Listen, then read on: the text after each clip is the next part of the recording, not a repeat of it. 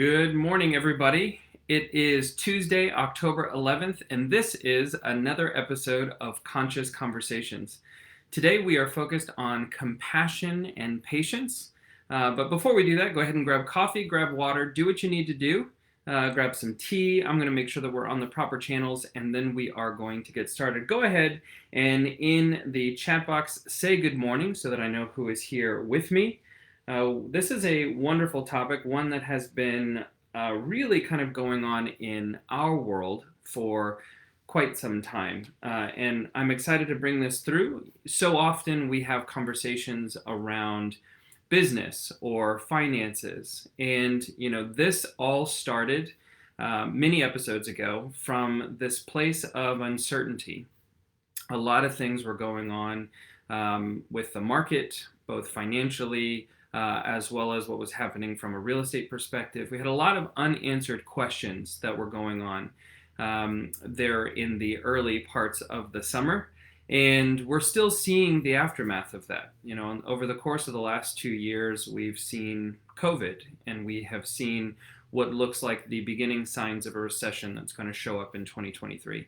And, not using those things as fear mongering. I think, if anything, what they have done is that they have given us a sense of an awareness of just how little we have control over.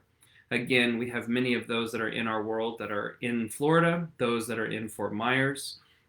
I want to say shout out to all of those of you that have gone through and made donations. A few of you are doing trips. I know that Jack and Divya, Jake, and the team are all going to Fort Myers to deliver some supplies today. Lots of really wonderful opportunities for humans to take an opportunity to show themselves to others, right? And that, I think, is a really great framing almost for this kind of topic about our own compassion and patience. Good morning, Trisha. Other people, please say good morning again. I see little eyeballs, but I don't necessarily get to see everything that is going on. So when talking about compassion and patience, this is something that has really been the kind of mantra over this chapter in our lives. Those of you that may know, Doug and I have recently relocated to North Carolina to be here for a family member who's going through some health things in the later part of life. And I find it as an interesting element of this in terms of when we think about compassion or we think about patience, right? That idea of being okay with a little bit longer of a time period, or to explain things a little bit more, or to do a little bit more waiting on others. That it reminds me of small children and those that are aging, especially those that we love. Imagine you've got that little child that you absolutely adore, and they're screaming, or they're crying, or they're throwing a temper tantrum, and you take some time to pause with them and to explain with them and to make sure that they move through whatever this difficult time is for them. And then also for those that are maybe a little bit older, you might hold the door a little bit longer. You might allow someone to hang on to your arm a little bit more. You might go an extra step further to make sure that they are just a little bit more comfortable. Yet why is it that we don't carry that compassion and patience into every situation? And one could maybe assume that part of that is that we assume that the people who are very small or the people who are very old do not have the same level of experience, strength, understanding, whatever it might be, that we're using as reasoning to be more patient and to be more compassionate. And that is all really caught up in our own minds. So talking about compassion and patience from this place is understanding, as I had mentioned when talking about that young and the old, is also this idea that usually it is people that we love. And so what is love? Really understanding what is love when we're talking about not necessarily from a lust perspective or an attractiveness, but have you ever met someone who says, I love you? And, maybe if you grew up like I did, that was not something that was really interchanged with people who are not a part of your small family. And this made me think even further about what is our definition of love. Many of you have chosen family. I know that we do, people who have come into our life. So, if we start to identify where we say who I love and what does love mean to care for someone openly and honestly, to do things for others, to want others to do things for us, it's this concept of really then asking, is there a certain time limit on when I can have love for someone? Is there a requirement of what they have to do for me in order for me to love them? Do they have to be family in order for me to love them? Really understanding this concept of chosen family and what love is then also taking it a step further. And when we're talking about consciousness and we're talking about our conscious awareness, is that part of this is really understanding about a spiritual awakening or our spiritual practice. And so I'd love to take us kind of through what this process looks like. But before I do, I just want to see who else is here. Good morning, Debbie. Good morning, Mom. Good morning, Trisha. Again, please say good morning. I would love to know where you are. This is going to be maybe to some a perception of a little bit heavier of a topic, or maybe even from the perspective of being hippy-dippy. But I really would love for us to stay in this space. And for any of you that are here with me, if this is a new concept, or if this is a concept that might be slightly foreign to you, I'd love for you to go into this with as much of an open heart and an open mind as possible. So again, understanding compassion and patience, and really looking at this from the place of how can I love those people that are around me, or understanding that typically we can see it with those that are really young, those that are really older, those that do not have the ability to do things for themselves. But understanding a spiritual awakening, or at least the way that I would like to describe it in this moment, is kind of this evolution of going, I am human. So I am my hands and my body, and I was born into this, right? And the species, and we can go into Darwinism, and we can go into all of the things that make us human, right? Body, eyes, brain, right? And then that moves us from I am a human into a little bit further, I am a human being. So what does it mean to be a being, right? This is a level of awareness or consciousness. So I am an organism on this planet that then has a brain. I can process information. So I am a human, I am a being. This is where we hear I think, therefore I am, right? This consciousness, awareness of a human being. Then somewhere along the way, maybe inspired by family, maybe inspired by religion, maybe inspired by philosophy, something happens that says, I am a human being having a spiritual experience. Maybe something is happening spiritually that's having you question something. You are forced to surrender to faith, the universe, God, whatever it might be, in order to get through that thing. Whenever I think of young children, it's that idea of they're in really deep shit, potentially. And they go, oh, goodness, God, if you can get me out of this, then I promise, ... whatever it is, right? I'll go to church, I'll turn to the Lord, whatever it might be, right? So there's this element or this thing that happens that says that I am a human being, that I'm a human being having a spiritual experience. Well, then something switches even more, and this is where kind of the tides turn slightly, which is then I am a spiritual being having a human experience, right? This is the idea that I am a soul. So somehow my soul and my body are separate from one another, and I'm having a human experience. I am here until I am no longer here in this human form, and I am either going to heaven, or I am being reincarnated, or whatever that thing might be. I might be returning back to the stars, right? Whatever that concept is there's this idea that I am a spiritual being having a human experience versus I am a human being having a spiritual experience.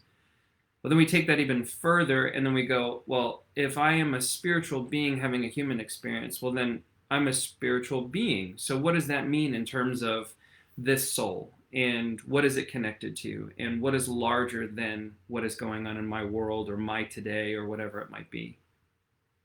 And as a spiritual being, which is this consciousness, just as a human being was the consciousness of thinking, right? The spiritual being is this feeling. I know that I feel these things. I know that I see these things. I know that I am having these experiences that I might not be able to explain. And this is where often we get language that is son of God or daughter of God or whatever it might be, that is somehow separate, right? You are created uh, as a mini universe if we think about all of the things that are in your body. But that even that language kind of has you separate from God. Well, in Indian culture, Hinduism culture, and a lot of other things, even in the Bible, other things from a religious perspective, we then go a step further, and it is, well, I'm not just a spiritual being, I am spirit, I am God, I am those things. Not in the sense that you are God from a megalomaniac perspective, but that there is no separateness now between who you are and your creator, the other things that have been created. And then if I can say that, well, then I move from I am spirit to I am. And this idea of I am is an understanding of the universe, the understanding of where I stand with other people, and no longer are these degrees of separation, right?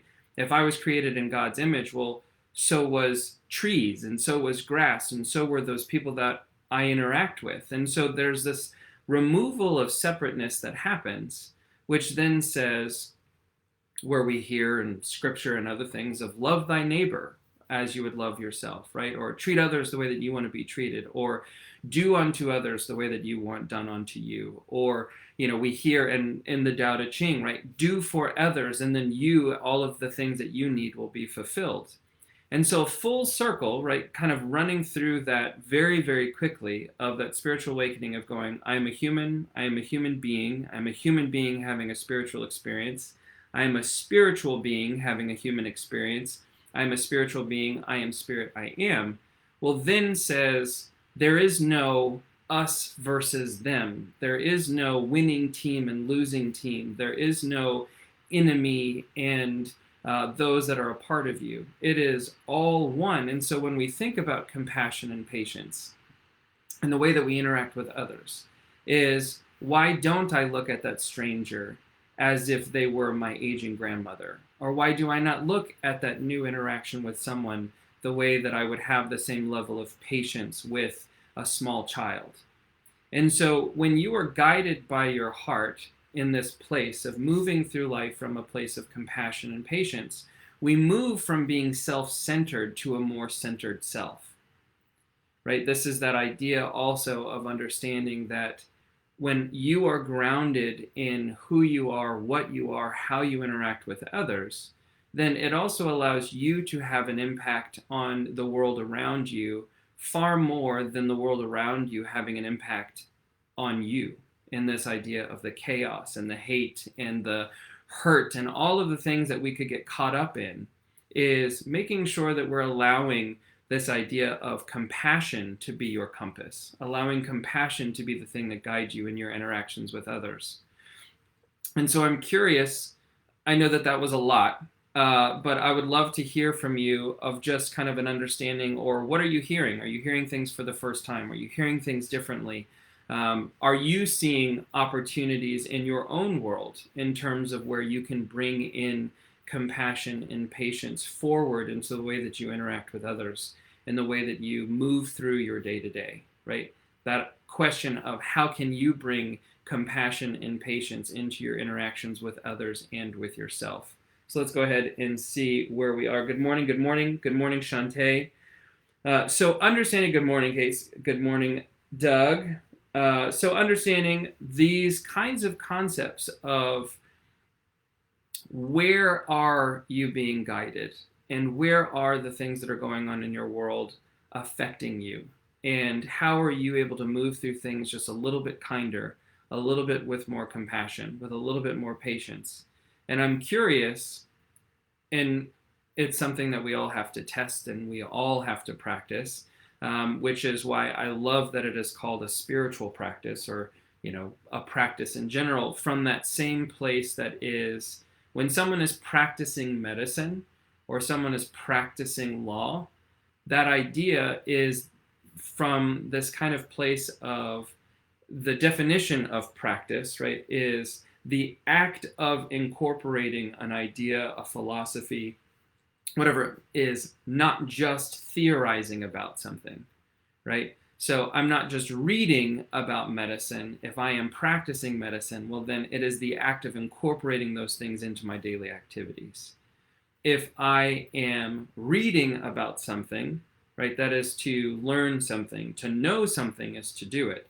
And so this idea of your spiritual practice is, as we've discussed in episodes before, a spiritual practice is the things that happen in your day to day, right? Life doesn't happen to you, it happens for you. And it happens for you so that you can practice, right? If all we did was practice compassion when it was convenient, well, then that's not really practicing compassion. If we were only practicing love when it is easy, well, then it's not really love. It's convenient. This idea of practicing compassion and patience is practicing in those moments when you have no patience and you have no compassion. Because if we don't practice it in those moments, then we are only theorizing about compassion and patience. We are not practicing compassion and patience. It's the same thing that happens with love. It's the same thing that happens with discipline, right? And when people talk about someone is disciplined, they're not disciplined, rather they are practicing whatever it is that they're talking about. They are putting the actions of that idea, that philosophy, whatever it might be, into their daily interactions versus just theorizing about it, right? So thinking of this and that old adage of actions speak louder than words, I'm curious, how different do you think your world would be if you had moved through those interactions, even just over this next week, coming from that place of compassion and patience and being able to practice and carry that practice in with you? More importantly, this is not just with your interactions with others. It is also with yourself. So are you, as much as we talk about compassion by definition, being that idea of having empathy or sympathy for someone else's suffering, someone else's hurt, someone else's pain? Do you have that own compassion for yourself? Or if you want to look at it from a different perspective, your past self, the part of you that has maybe dealt with pain, that has dealt with struggle, that has dealt with trauma, that has dealt with some of these things. Can you have compassion for that person, that past tense person, and have patience with your future self as you're moving through these ideas? So this idea of being kind to others and to be kind to yourself, right, is also from that place of humankind, not being savage in the idea of ruthlessness and what would be maybe conceived as evil. So what are your thoughts? What are you hearing? I know that this is some heavy stuff. It's a little bit different than our normal, right, fourth quarter marketing or making sure that you have a profit and loss statement. But so often these kinds of conversations in truly understanding the practice of spiritual practice, of incorporating passion and compassion and patience, it's often something that is either only held in religious organizations. It's something that is only held in familial conversations, right, with people of the family.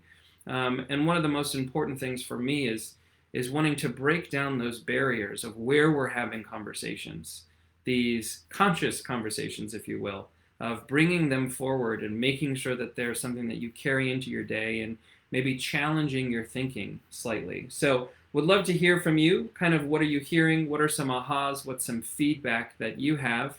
And then we also have some announcements that we're going to be making as we're kind of moving through maybe a new chapter as an organization and as an agenda. But before we do that, reminder, ahas, right?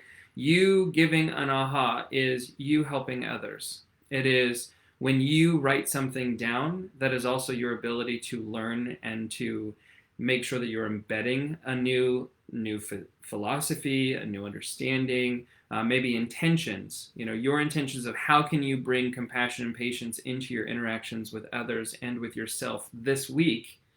When you actually write the example of how you can do that or how you intend to do that, you have a far more likelihood that you are actually going to achieve that goal because you had written it down versus just thinking about it. So Would love to hear from you that are here. Go ahead and type.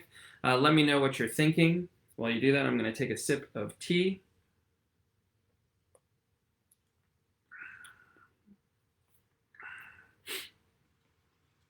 Also, want to say thank you so much for those of you that reached out for my birthday. I really do appreciate it. We are, as just a small reminder, we are raising some money for a wonderful organization. You're more than welcome to go onto my personal page. I'll make sure that it's available. Doug and I are personally matching any of those donations. But just to kind of put a little bit of highlight on things, right? This idea that more than 30% of the children who are malnourished in the world live in India. Many people in India live on less than $2 a day, and more than 3,000 people die in India based on hunger or hunger-related deaths.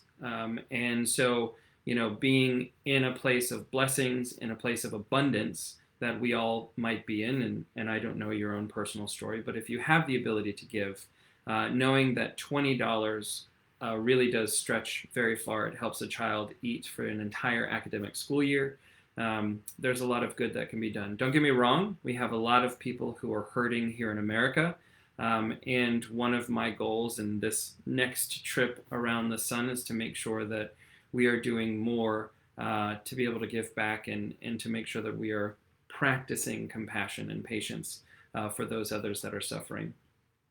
So let's see. Trisha, it says, all of this resonated with me, especially being as kind to myself as I am with others. Yes, I love that. And that's probably one of the harder things. For many of you, you might be self-identified as empaths. You might be self-identified as nurturers. You've always been the caretaker, right? You've been the mom in the group, or you have taken care of others. And sometimes it's very easy to kind of transfer that energy onto others, to love others, because you can justify that others deserve love. But maybe sometimes it's a little bit harder for you to believe that you deserve love. And so being kind to yourself and to realize that you deserve love and that happiness comes from within, right? Not necessarily from those things that are out, is you might be able to make things a little bit easier for others, or you might be able to make things a little bit easier for yourself. But at the end of the day, right, it is that calmness, that making sure that you move away from being self-centered to being a more centered self. When we have ourself at the core of the way that we interact, and not the little s in terms of self, of me, myself, and I, but thinking of self as we just talked about, that evolution of I am. There is no difference between me and you. There is no difference between me and the trees or the animals or anything, in terms of we are all created in the eyes of the Creator, if that's the way that you want to look at it, or if that's the way that you want to phrase it. And so therefore, if there is no difference, then if I am going to love myself, then I cannot then destroy the environment. If I'm going to love myself, then I cannot be mean to others or hateful or vengeful towards others. If I am going to love myself, then I cannot necessarily be mean or vengeful or whatever it might be towards animals, if I truly believe that there is no separation between myself and those things that have been created. And so that level of kindness and compassion can be carried forward. Let's see. Doug, thank you, babe. Great topic, great delivery, and great host. I appreciate that very much. Let's see. Debbie, always good to see Debbie Stubbs. She says, what a great reminder. I found that I have lost patience, empathy, and compassion with my immediate family. I'm irritated with everyone, and I know I love helping others, and it makes me feel good. Yes, any of you that know Debbie knows that she has been a cultural ambassador for many, many years in her organization, and we love you for that. But also this level of awareness of, so often we get short with those people around us because we believe that we have more of a runway, right? This idea that we might have compassion and patience for a 3-year-old, but all of a sudden we don't have it for a 5-year-old, or God help you, for a 13-year-old, right? Where we get to practice that compassion. We might have compassion and patience for that elderly person until they get irritated, and then all of a sudden we have a challenge. So this is, where does compassion and patience show up with the person who cut you off? for the person that is on customer service on the other line, who might be from another country, who is trying to provide for their family, and you're upset because you can't understand the language barrier, right? The care and compassion for the cashier who might be moving a little bit slower than what you want, right? It is a practice, because if all of us were patients, if all of us were compassionate, well, then wouldn't that be a world? But really understanding that this is truly a great reminder. And so to finish that with Debbie, she says, I need to extend the compassion and desire to help others back to them.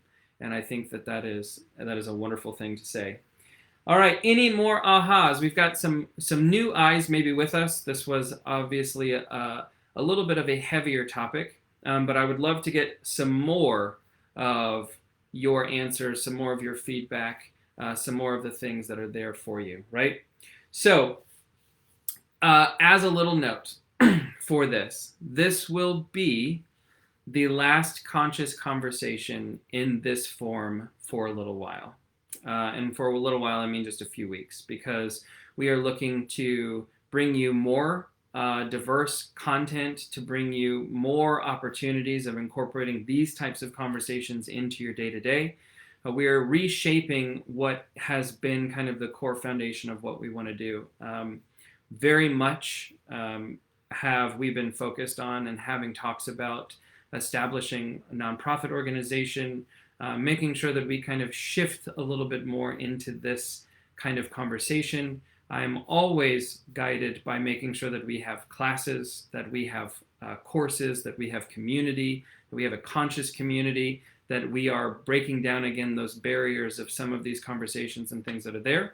And we want to bring those to you in a format that is going to be easy to access, things that you're able to tap into, resources, different tools. So we're really working hard on that. I'm very excited about what that looks like. And so Conscious Conversations will be a part of that platform, what that is going to look like here in a few weeks. But we will be pausing in terms of our normal Tuesday Facebook Lives at 8:30. So we got some really great things for you coming up. Always make sure that you go back. We've had wonderful conversations. I, of course, as myself, am always here for you. So please feel free to reach out. You can send me a direct message, whether it's on my personal page or on our business page. You can send me an email, text message, whatever you'd like to do. I am here if you would actually like for this to be a conversation, a dialogue, instead of a monologue mostly.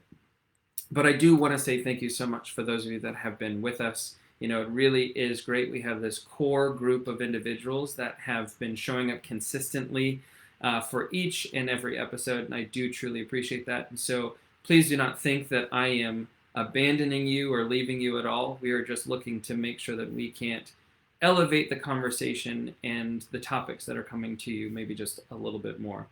So thank you all so very much. Let's see. Aaron Carr said, I appreciate Aaron, sorry, I was reading it. I appreciate the reminder to extend compassion to not only others, but to myself.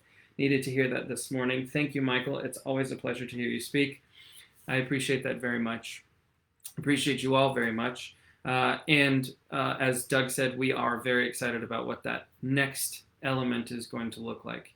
Excited to have you a part of it and to get some feedback. So if you do have feedback on topics, on things that you would like, we are here for you. Would love to be able to answer those and accommodate those.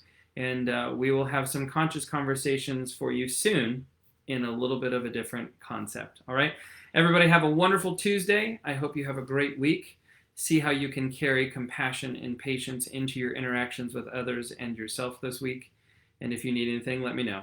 Until next time, bye everybody.